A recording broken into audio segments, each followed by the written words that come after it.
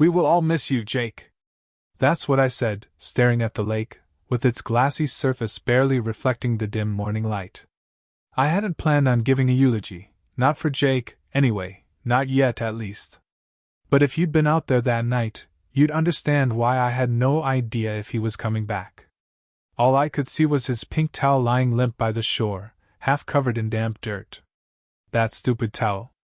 We'd been joking about it earlier, teasing him for bringing something so out of place.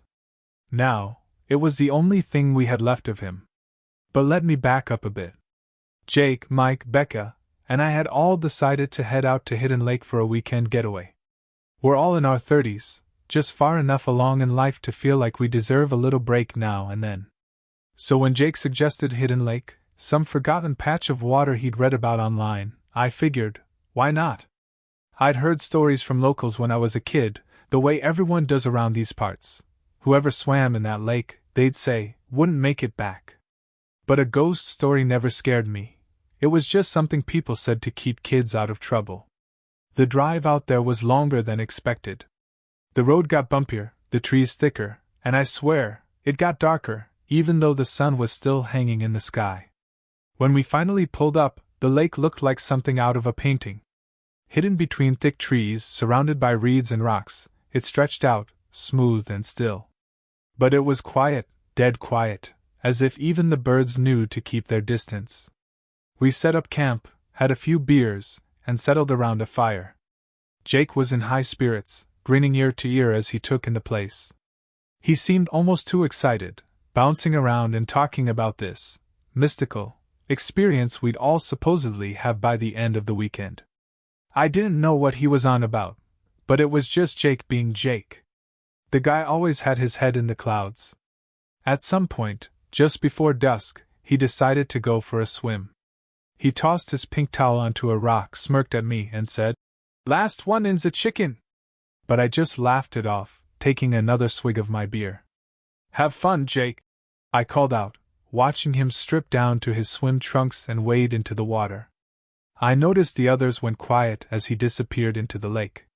It felt like we were all waiting for something, though none of us said a word. He went in fast, kicking up water and making a racket. But after a minute, he was just a silhouette out there in the fading light. I figured he'd come back soon, all chilled and cursing the cold water, but he didn't. The sun dipped lower, turning the lake's surface to a dull silver, and still no sign of Jake. At first, none of us thought much of it. Jake was always one to take things a little too far. If he was trying to freak us out, he was doing a pretty good job of it. "All right, Jake," I shouted, a little laughter in my voice. "You've had your fun. Get back here before it gets too cold." But the lake just sat there, silent and still. Mike and Becca glanced at each other, and I could see their smiles fading. I tried to keep my cool, but a strange feeling gnawed at me. There wasn't even a ripple out on the water anymore. Just that eerie, glass-like surface stretching out into the dusk. After another 15 minutes of calling his name with no answer, I felt a prickle of worry spread through me. Mike threw a few more logs on the fire to light up the shore, and Becca scanned the water, her face tight. We started debating whether we should go in and look for him, but the idea didn't sit right. The lake, that silent, dead thing, looked hostile, somehow.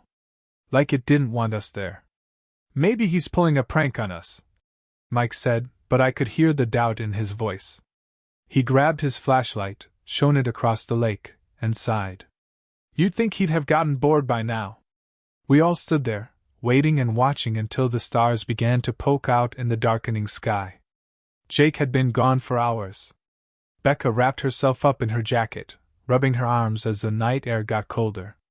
"This doesn't feel right, guys," she whispered, as if the lake would hear her. "We should go check the water, maybe he got hurt."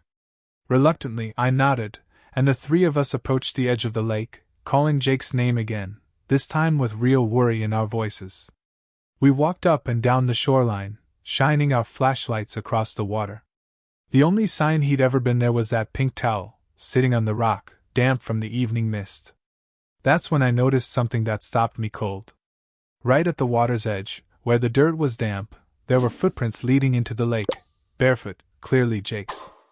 But here's the thing, there weren't any prints coming back. Just a set of footsteps, clean and deep, going straight into the water. The chill that crept over me had nothing to do with the night air. Those footprints, they didn't make any sense. I pointed them out to Mike and Becca, and we just stood there, staring. The realization hit us all at once.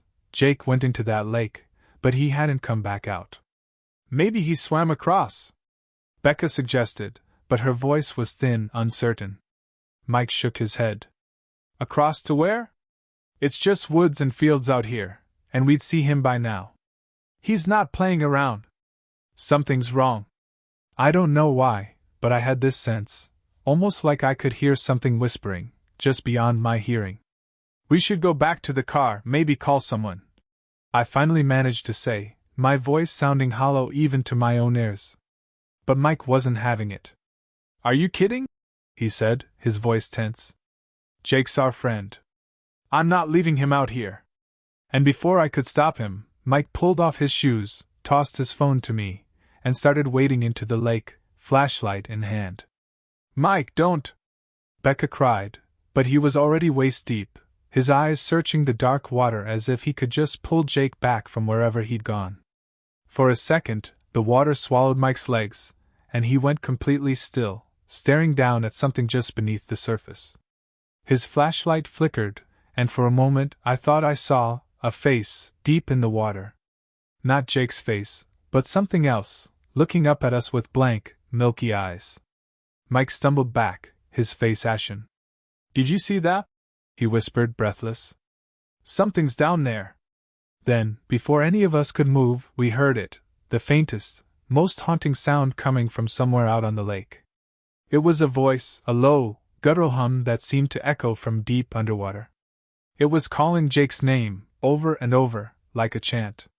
Each time, it grew softer, like it was sinking farther and farther away.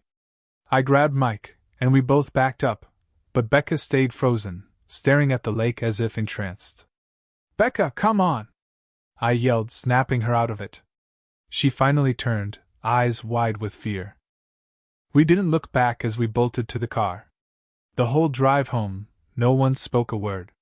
When we got back to town, we called the police, told them Jake was missing. They asked where he was last seen, and we told them about Hidden Lake. The officer on the phone went silent for a long moment, and then he just sighed. Another one, he muttered, barely loud enough for us to hear. They sent a team out to the lake, but of course, they didn't find anything, no sign of Jake, no footprints, not even his towel. And that's the thing. As far as anyone knows, Jake never existed at Hidden Lake that night. Except for us. We know what we saw, and I can still hear it, that voice, calling his name from somewhere deep, somewhere I hope I never have to see again.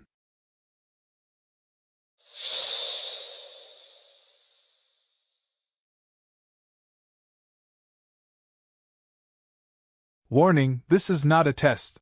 The broadcast crackled, an eerie monotone cutting through the usual hum of my day. Citizens worldwide, lock all doors. Close your blinds. Don't go near windows. Stay away from the outside. Remain indoors. Secure yourself in a room without windows. Gather essentials, turn off all lights, and do not open the door for anyone or anything. At first, I could hardly believe what I was hearing. It felt so surreal, like some horror flick on TV, not an actual emergency. But the seriousness in the voice made me think I'd better follow their instructions, even if it all seemed insane. So I grabbed the basics: a flashlight, a pillow, my phone and charger, some snacks, and other stuff I figured might keep me entertained while all this was going down.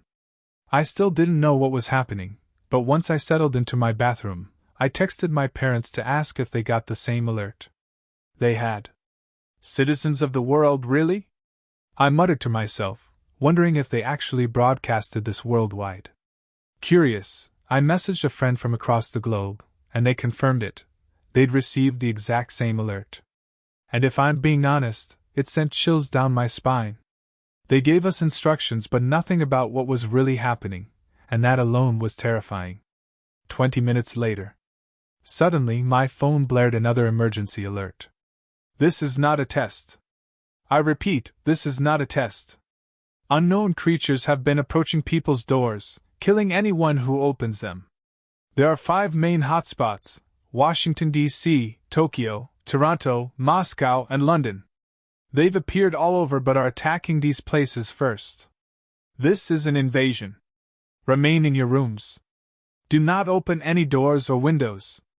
These creatures can kill you instantly just by looking at you. May God help us all.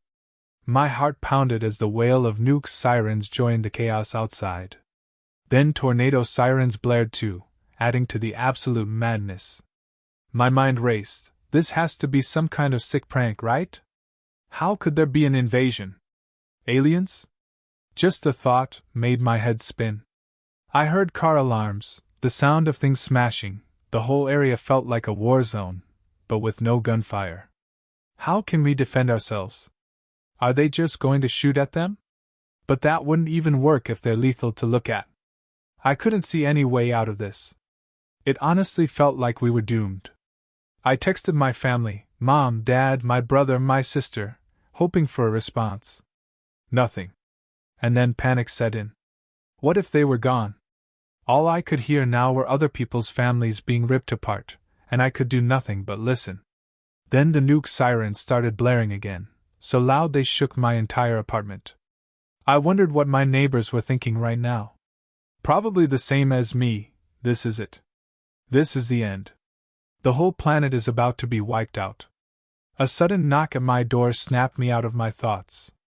I didn't answer, but then I heard someone shouting for me to let them in.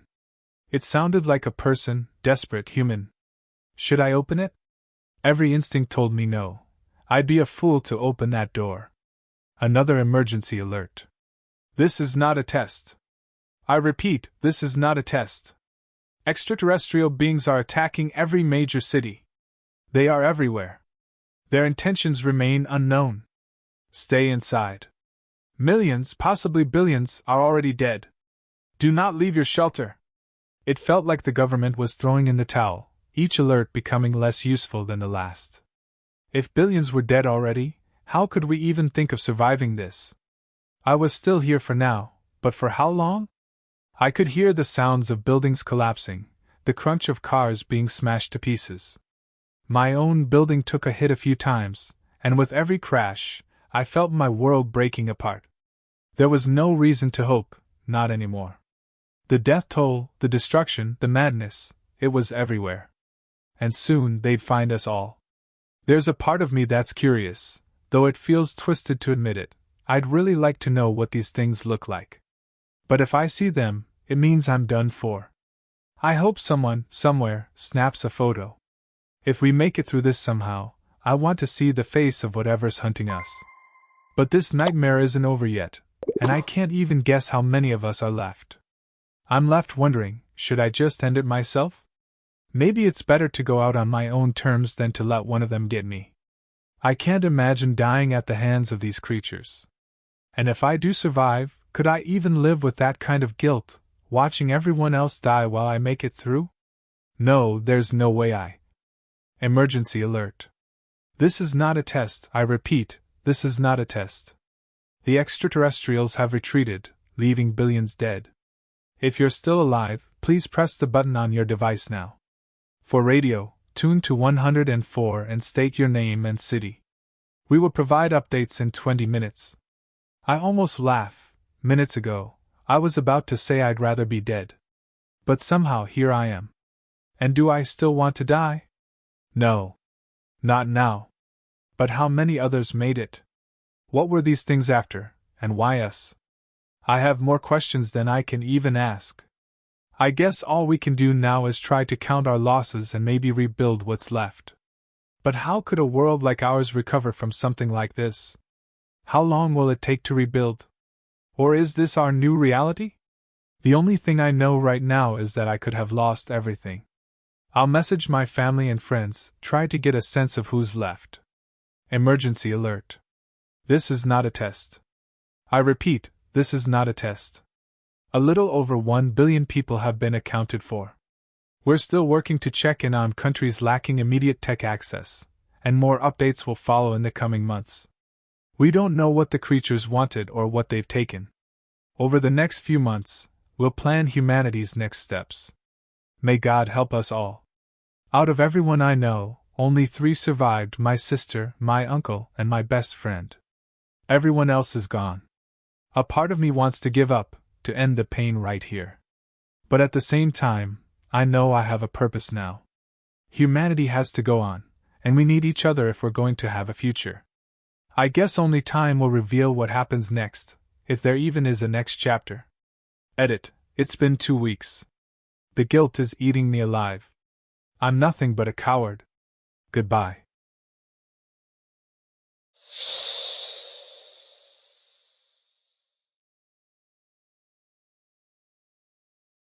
My son was diagnosed with something even worse than cancer.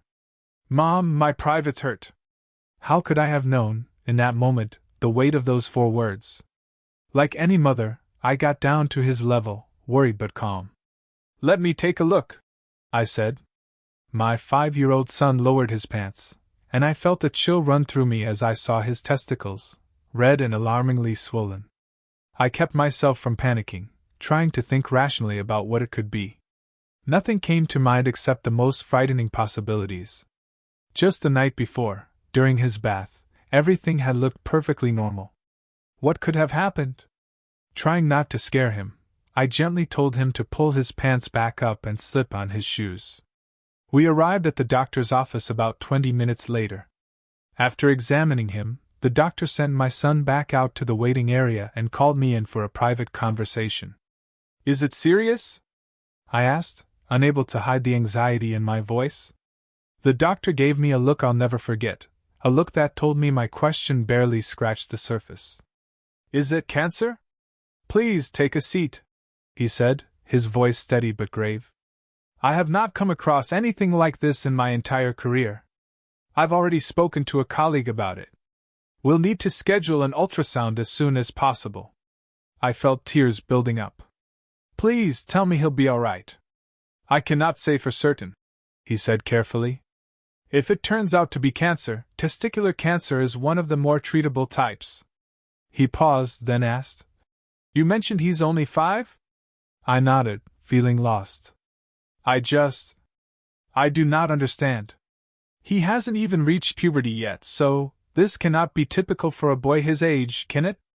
We really need the ultrasound results before making any conclusions, he replied gently. Before I left, he handed me a note with the details of the hospital where the ultrasound would take place. He also suggested applying an ice pack to my son's groin every 2 hours to manage any swelling or discomfort. Early the next morning, I took my son to the hospital address on the note, where we met Dr. Jasper Harris. Hello? He greeted us with a kind smile. He knelt down to my son's eye level and said, Hi there. What's your name? My son answered, and though the doctor's warm approach was nice, my nerves only grew. I just wanted to get this done so my child could go back to normal. Dr. Harris showed us into a room and handed my son a hospital gown. I sat in the waiting area with a book, though I could not focus on a single word. My thoughts kept drifting back to my son and the ultrasound. A little while later, Dr. Harris returned with a somber look and gestured for me to follow him. Please come with me, he said quietly. He led me to a room filled with monitors and medical equipment. Take a seat, he said gently, pulling up a chair next to a large screen. Then he showed me the X-rays. Oh my God! I whispered, covering my mouth with my hand. The X-rays displayed testicles that looked swollen beyond anything I had ever seen, far larger than those of a grown man. Both showed a solid white on the ultrasound image. We need to perform surgery immediately, Dr. Harris said, sounding as shaken as I felt. I have never seen anything like this before. It appears that the tumors have completely enveloped his testicles. I whimpered, sinking into the chair. A comforting hand rested on my shoulder, but it did little to ease the terror building inside me. Please, I begged. Please save my son. Unfortunately, there was no way they could do the surgery that day because of complications brought on by the ongoing coronavirus restrictions. Even getting an appointment for the ultrasound was a stroke of luck, so I reminded myself to be grateful and tried to stay calm. At that point, my son still knew very little about the situation, or at least, that's what I believed. On the drive home from the hospital, he sat quietly in his booster seat, looking out the window. Then he spoke up. "Mama?" I glanced at him in the rearview mirror. "Yes, honey? When we die, do we go to heaven like Grandma says?" The question stopped me cold. I had no idea how to respond. What made him think about death? Did he overhear something the doctor said, or was it just a coincidence? Or was there some deeper instinct, some intuition that clued him into how serious things were? A tear slipped down my cheek, but I kept my voice steady. "I don't know, sweetheart." Hours later, he lay there on the operating table, unconscious. The surgeon and his team moved swiftly, setting up for the delicate procedure to remove the masses pressing on my little boy's body. Before he went under, he had cried and clung to me, insisting I stay with him through the surgery. "I want you with me," he'd said. It felt like he left that sentence hanging, as though he was really saying, "I want you with me in case something happens." So there I was, standing quietly in the corner of the cold, sterile room, wrapped in a medical gown, gloves, a face mask, and goggles. I stared down at the tiled floor, bracing myself for what was to come. Would he be scarred, physically or emotionally? How would his peers react to him later on? Would he grow up feeling different or alone, unable to find someone to love him, not just as his mom, but as a partner? Thoughts I never wanted crowded my mind, floating around like objects moving in slow, inevitable orbits through the vastness of space. They had warned me I might not want to watch. I did not look, but when the first incision was made, I heard it, the sound. A strange, writhing noise, wet and unsettling. The medical team blocked my view, their bodies a barrier around my son. I leaned forward, trying to see, but it was impossible.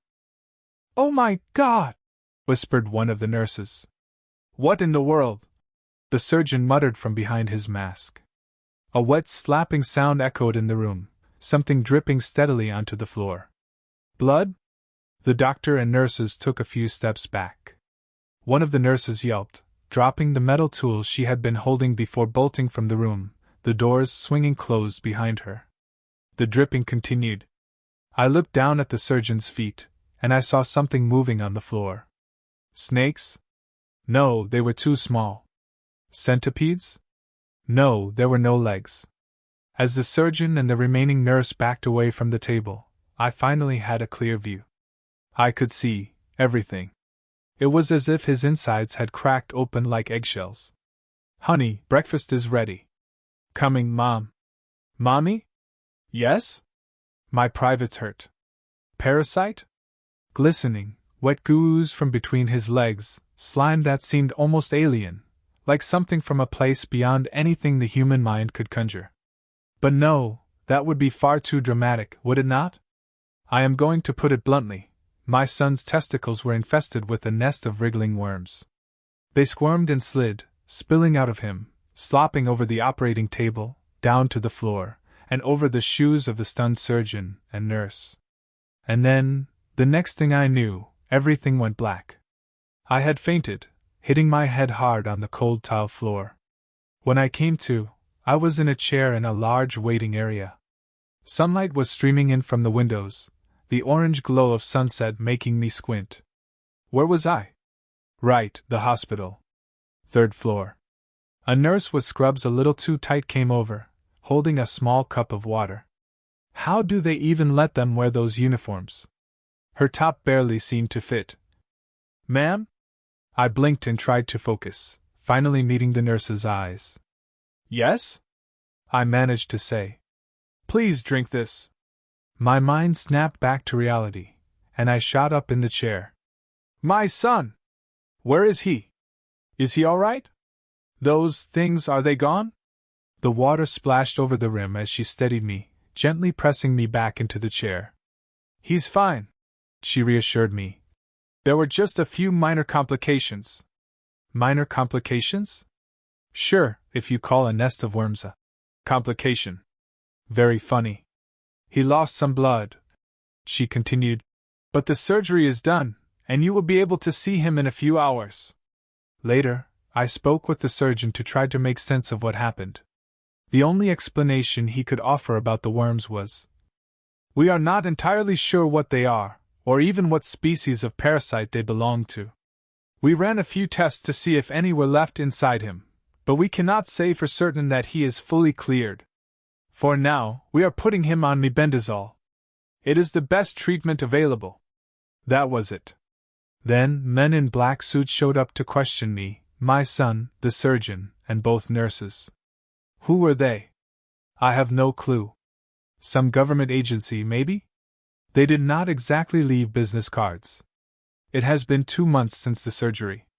My son ended up staying in a rehabilitation center for about 6 weeks, and it was rough on both of us. Now, I am on anxiety medication. I started taking it the day I brought him home because I could not shake this constant, nagging fear. Every night, I would lie awake, worrying about him. I kept getting up, practically every 5 minutes, to check on him in his room. This lack of sleep made things even harder. I could barely function at work and had to take time off. With child support being next to nothing thanks to my ex, making ends meet has been a struggle. But the medication has been helping, and I am finally able to sleep again. They sent my son home with a clean bill of health, minus 2 testicles. They said he was fine. And yet here I am, sitting in a waiting room again. Yesterday, while I was watching TV and he was eating cereal, he wandered into the kitchen, rubbing his eyes. He looked at me and said 4 words that chilled me to my core. "Mom, my eyes hurt."